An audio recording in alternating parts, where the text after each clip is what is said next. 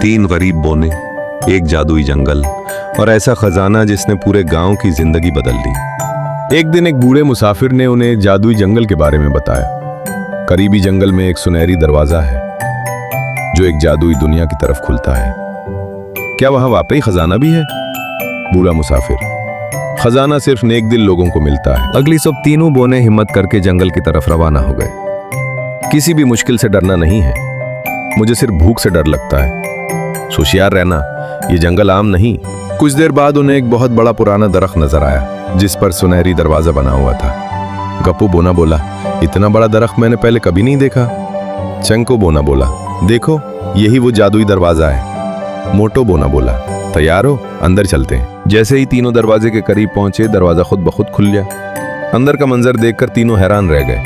गप्पू बोना बोला, अरे ये परिंदे बातें कर रहे हैं। चंको बोना बोला, ये वाकई जादुई जंगल है। जादूगर, मेरी जादुई लाठी गुम हो गई है, क्या तुम मेरी मदद करोगे?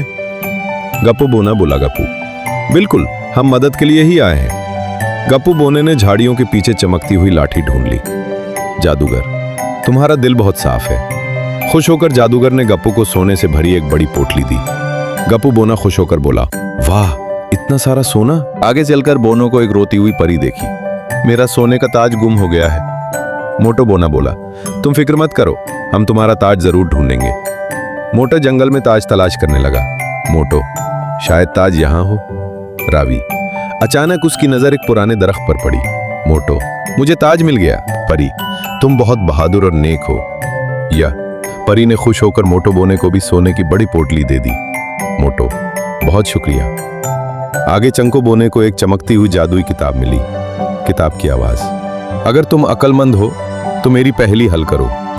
चंको बोना, मैं तैयार हूं। किताब की आवाज, वो क्या चीज है जो जलती भी है और पिघलती भी? चंको बोना, जवाब है मोमबत्ती। जवाब सुनते ही किताब चमकने लगी।